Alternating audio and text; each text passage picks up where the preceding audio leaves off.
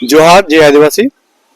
आप सभी साथियों का मेरे चैनल हमारा आज में बहुत बहुत स्वागत है। और हेडिंग को देखते हुए आप लोग को समझ में आ गया होगा, संगठन में फंड की कमी। इस बात को संगठन के जो अगुवा हैं उन लोग भी जानते हैं और संगठन में जुड़े जो लोग हैं उन लोग भी जानते हैं कि किसी भी संगठन को चलाने के लिए फंड की आवश्यकता होती है। अगर किसी संगठन में फंड नहीं है तो उस संगठन को लंबा समय तक और मजबूती के साथ में बढ़ने में काफी कुछ दिक्कतों का सामना करना पड़ता है। और आप सभी जानते हैं कि हमारे संगठन में फंड की कमी है। इस कमी को दूर करने के लिए मेरे माइंड में जो आइडिया है उस आइडिया को मैं आप तक शेयर करना चाहता हूं, क्योंकि मैं इस बात को जानता हूं कि हमारे जो संगठन के अगुवागण हैं उनकी फाइनेंशियल कंडीशन किस प्रकार की है, उनके घर की परिस्थिति किस प्रकार की है। अपना बाइक, उसके बाद में अपना पॉकेट का पेट्रोल फिलअप करने के लिए पेट्रोल रिफिल करते हैं, करने के बाद में किसी भी जगह में उन लोग जाना आना, तो ये जो खर्चा है कब तक उन लोग अपना वहन करते रहेंगे, क्योंकि लड़ाई जो है वो काफ़ी बड़ा है और काफ़ी मजबूती के साथ में हमें लड़ना पड़ेगा। और एकमात्र संगठन united forum for Adivasi rights ही है जो आज मजबूती के साथ में इस जमीन के लड़ाई को पहल कर रही है और लड़ने के लिए तैयारी कर रही है। लेकिन उस संगठन में कमी के रूप में मैं देखता हूं तो फंड की काफ़ी कुछ कमी है। और जो भी संगठन के साथ में जुड़े हैं उनके फाइनेंशियल जो कंडीशन है वो भी काफ़ी कुछ अच्छा नहीं है। तो कितना लंबा सफर तक हम लोग चल पाएंगे ये तो वक्त ही बताएगा। लेकिन मुझे लगता है कि अगर हम चाहते हैं कि संगठन को मजबूती देना, अगर हम लोग चाहते हैं कि संगठन के जो अगवागण हैं उनको मजबूती देना, उनको मजबूत करना, तो फंड को हमें ध्यान देना ही पड़ेगा। तो कब तक हम लोग चंदा कलेक्शन कर करके हम लोग आगे बढ़ते रहेंगे। तो मैंने अपने आइडिया में जो लाया है उस आइडिया को आप तक शेयर करने के पहले मैंने सोचा कि हमारे जो अगवागण हैं उनसे पहले मैं पहल करूं। लेकिन मुझे लगा पता नहीं हमारे अगवागण हैं मेरे आइडिया को एक्सेप्ट करेंगे कि नहीं करेंगे। तो मुझे लगा कि इस चीज़ को मैं पहले सार्वजनिक करता हूं। अगर सार्वजनिक करने के बाद में देखते हैं कि बहुत ज़्यादा लाइक भी हो रहा है मेरे वीडियो के ऊपर में, ज़्यादा लोग देख भी रहे हैं और कमेंट भी कर रहे हैं कि हमें इस आइडिया को फॉलो करना चाहिए, तो मैं इस आइडिया को अपने संगठन के बीच में जब अगली मीटिंग बैठा जाएगा तो मैं जरूर पहल करने की कोशिश करूंगा। लेकिन जब देखता हूं कि मेरा वीडियो में लाइक भी नहीं है और कमेंट भी नहीं आ रहे हैं ज़्यादा, तो मैं सोचूंगा कि नहीं, मेरे जो आइडिया है उसे लोगों द्वारा पसंद नहीं किया जा रहा है या फिर मेरे संगठन के द्वारा पसंद नहीं किया जा रहा है, मुझे दी एंड करना पड़ेगा, वीडियो तक ही सीमित रखना पड़ेगा। तो मैं आइडिया क्या देना चाहता हूँ उसे ध्यान से सुनिएगा, जिससे हमारे संगठन को फंड भी मिल जाएगा, कुछ लोगों को रोजगार भी मिल जाएगा और हमारा जो संगठन है वो मजबूती के साथ में स्टैंड अप हो जाएगा। वो आइडिया किस प्रकार से है कि आरओआर क्लेम फॉर्म कम से कम देखा जाए 10,000 से ऊपर ही लोगों ने आवेदन किया है। तो 10,000 मैं नहीं पकड़ता हूँ, कम से कम हो सकता है कि 5,000 पकड़ के चलूँ। अगर 5,000 जो फैमिली हैं उन लोग महीने के जो खरीदारी करते हैं किसी दुकान में, किसी बाजार में या किसी के मतलब बाजार हाट में ही जाके ही खरीदारी करते हैं या किसी का दुकानदार में जाके खरीदारी करते हैं।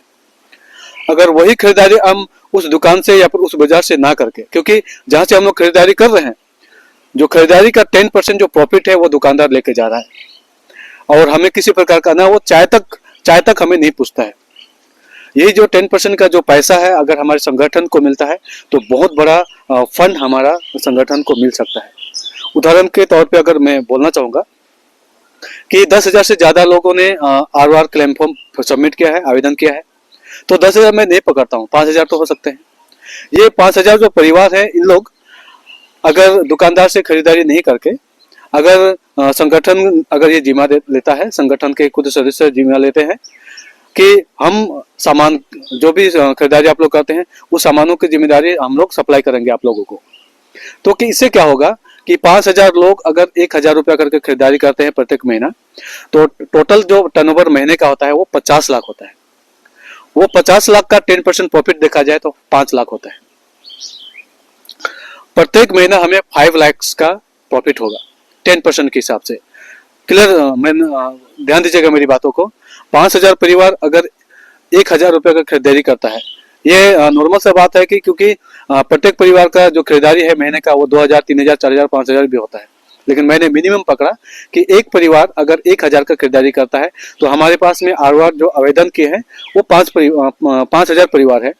5,000 परिवार अगर 1,000 करके खरीदारी करता है तो उसका टर्नओवर होता है 50 लाख, और उसका 10% प्रॉफिट जो दुकानदार को देते आ रहे हैं 5 लाख होता है। वो 5 लाख जो प्रॉफिट है वो हमारे संगठन को मिलेगा। और जो भी सामान सर्विस के जिम्मेदारी लेंगे, जो भी लोग सामान को सप्लाई करने का जिम्मेदारी लेंगे, उनको हो सकता है कि हम लोग सैलरी बेसिस में रख सकते हैं या फिर पर डे के हिसाब से उन लोग को हिजरा के बेसिस में भी रख सकते हैं। उससे एक हमारे सदस्य को हमारे लोगों को जो बेरोजगार हैं या फिर ऐसे भी हैं उनको रोजगार भी मिल जाएगा और हमारे संगठन को बहुत बड़ा अमाउंट भी मिल जाएगा। अगर इसी प्रकार से अगर हम लोग 6 महीना का टर्नओवर के हिसाब से देखा जाए तो हमारे पास में 30 लाख कलेक्शन हो सकता है। तो हमें बार बार जो हमारे लोगों को जो कलेक्शन 20 रुपया 30 रुपया का जो हम लोग कलेक्शन के लिए आवेदन गुजारिश करते हैं वो भी नहीं करना पड़ेगा, क्योंकि कलेक्शन मांगने के दौरान में हमारे संगठन के अगुवाओं को भी श्रम लगता है, थोड़ा दिक्कत होता है, और हमें 20 रुपया 30 रुपया अपने पॉकेट से निकाल के देने के लिए भी दिक्कत होता है। अगर हम ऐसा करते हैं तो हमारे संगठन को बहुत बड़ा फंड मिलेगा, कुछ लोगों को रोजगार भी मिल जाएगा। ये मैं इसलिए बोल रहा हूँ क्योंकि इससे हमारे जो संगठन है वो काफी मजबूती के साथ में स्टैंड अप हो जाएगा, क्योंकि जो भी संगठन में फंड होता है वो संगठन काफी मजबूती के साथ में आगे बढ़ता है, क्योंकि हमारे जो जमीन का जो लड़ाई है वो काफी बड़ा है और काफी मजबूती के साथ में हमें लड़ना पड़ेगा, जिसके लिए फंड की जरूरत हमें बहुत ज्यादा है। अगर हम ऐसा करते हैं तो हमारे संगठन को फंड भी बहुत बड़ा मिल जाएगा और हमें बार बार जो इस कुछ एक्टिविटी करते हैं या कुछ प्रोग्राम करते हैं या फिर कहीं पे रैली करते हैं तो हमें कलेक्शन करना पड़ता है, उस प्रकार का कलेक्शन हमें नहीं करना पड़ेगा। मैंने इस चीज को आप लोग को मैं बताना चाहूंगा कि मैंने अलग से आप से कोई चंदा मांगने की या फिर अलग से कोई कलेक्शन देने की बात नहीं की। मैंने जो इस बात को पकड़ के मैंने चला कि आप लोग जो खरीदारी करने के बाद में 10% का जो प्रॉफिट किसी बाहरी लोगों को देते आ रहे हैं काफी वर्षों से और कितने पीढ़ियों से, वो जो प्रॉफिट लेने के बाद में आपको 10 रुपए का चाय तक नहीं पूछता है, आज तक नहीं पूछा है, वही प्रॉफिट अगर हम अपने संगठन को देते हैं तो इस प्रॉफिट से आपके जो जमीन का अधिकार है उस लड़ाई में बहुत बड़ा रोल अदा करेगा। तो ज्यादा से ज्यादा मेरे वीडियो को लाइक कीजिएगा। अगर वीडियो अच्छा लगता है कमेंट बॉक्सेस में जाके कमेंट कीजिएगा कि मेरा सुझाव कैसा लगा संगठन के प्रति।